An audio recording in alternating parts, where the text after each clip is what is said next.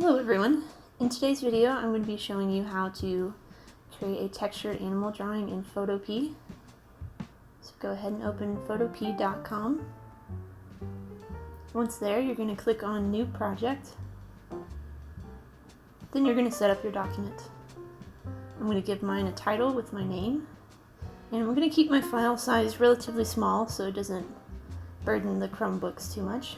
So I'm going 10 by 10 inches, not pixels. That gives me a nice square canvas. Next, we need to open our photo that we're going to be using for this project. There's a couple ways to do this. One is to go to File and then click Open in Place. Find your photo, click on it, click Open, and it places your photo. Another way you could do this is simply by dragging and dropping your photo into Photopea. I'm using the Move tool, which the shortcut is V as in vary, and I'm clicking the transform controls at the top so that I can adjust my photo to fit my canvas how I want it to. I'm using the magnifying glass to go in and out. I'm going to grab the corners to resize my photo. Oh, but look, I'm having troubles, right? When I grab the corner, I end up kind of messing up my picture.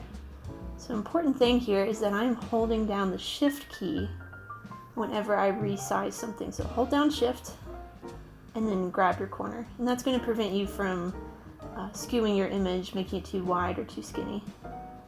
And I'm still using the Move tool and dragging it around. At any time that I click on the corner to resize, I'm holding down the Shift key.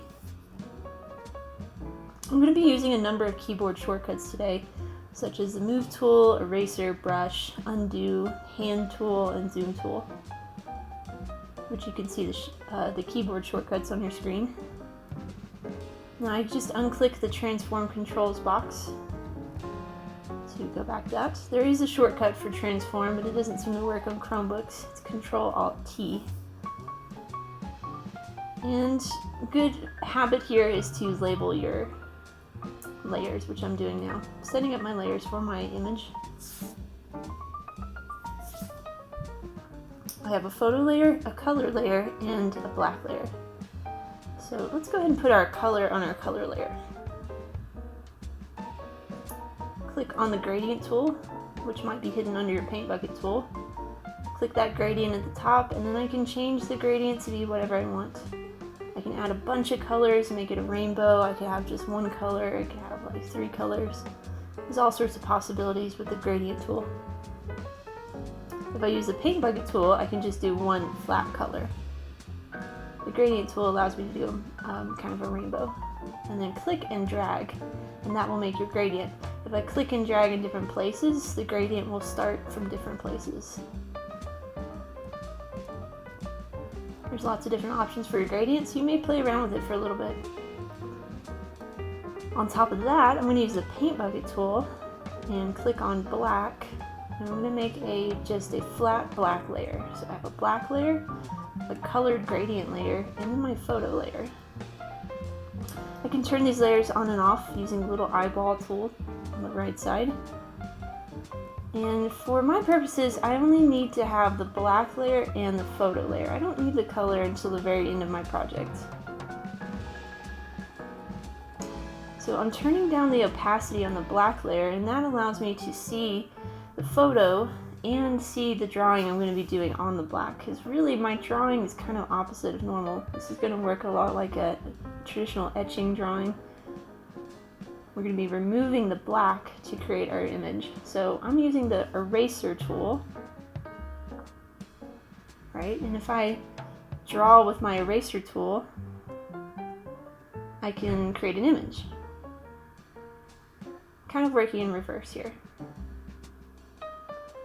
And in this case, if I want to get rid of those lines, I can hit Control Z, or I could use my brush tool in this case, and I could just add some black back onto the canvas.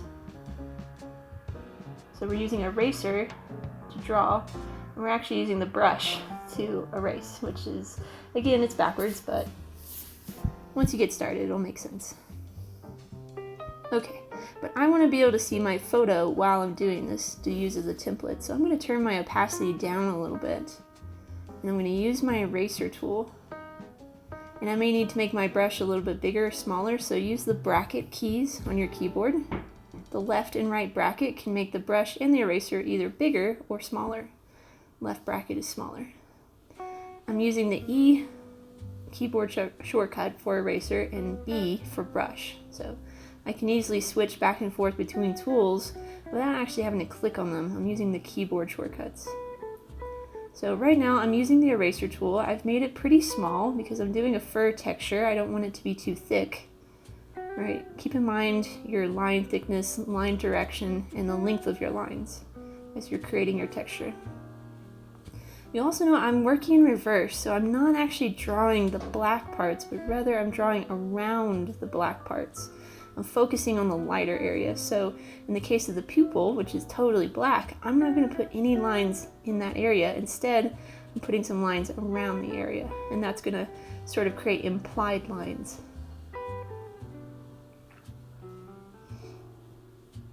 With the eye, it's a smooth texture, so I'm doing some little cross-hatching lines in the lighter part of the eyeball.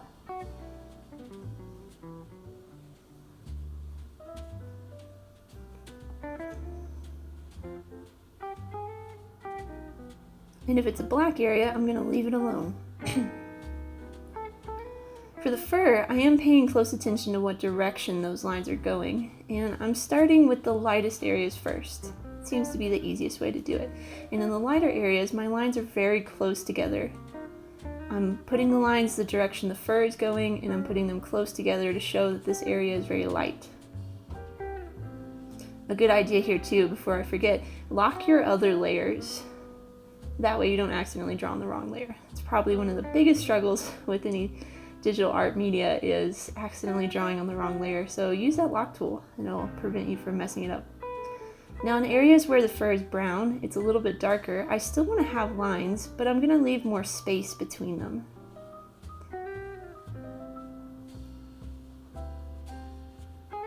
So you'll notice I put in the white areas, I put my lines pretty close together. And in the darker areas, I start to space them out. Now even white fur can have darks and lights. So you'll notice that this is a white section of fur right there, but there's a little bit of shadow, so I'm leaving some space. You're doing two things at one time. You're both shading and creating texture. Something I'm doing here is turning that layer on and off every once in a while, just so I can look at my photo more directly and clearly. Sometimes it's hard to perceive certain details without turning off the layer. You'll notice the whitest parts I really just filled in solid.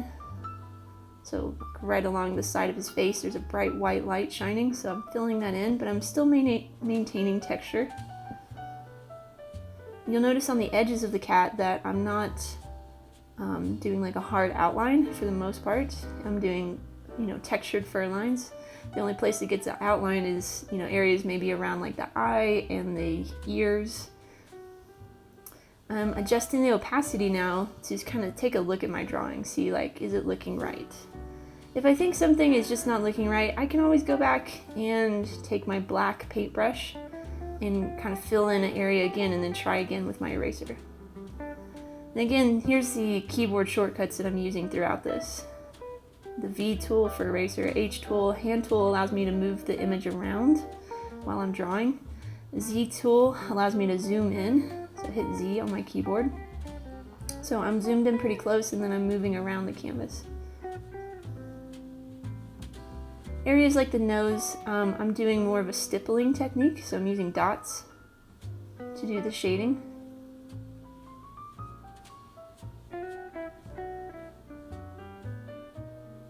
And anything that's black, I'm leaving it alone. Instead, I'm drawing around it, so you'll pay attention to how I'm doing the nose there.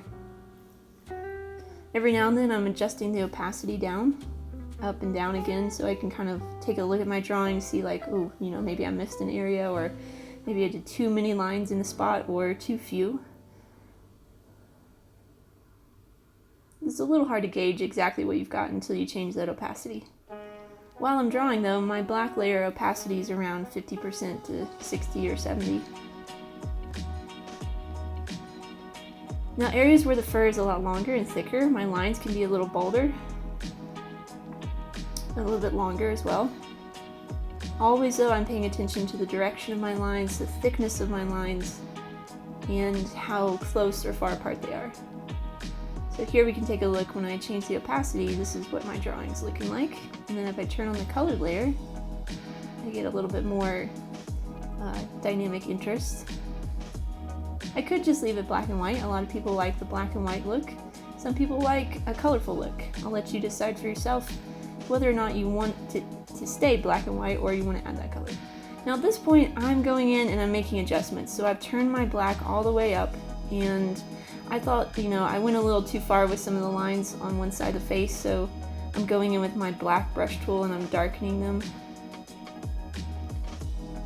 And then I'm going back over again with my eraser. So all the drawing is done with the eraser tool.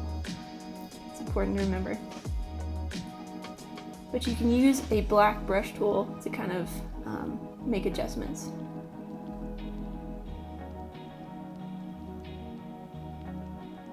It's important at the end of your drawing to kind of look it over and make those adjustments. That last 10% is always the key part that takes a drawing from being okay to awesome. At the end, make sure to save it as a PSD. That preserves your layers so you can reopen it later. And also save it as a JPEG or PNG, just so you can turn in the file. And that's it, you're all done.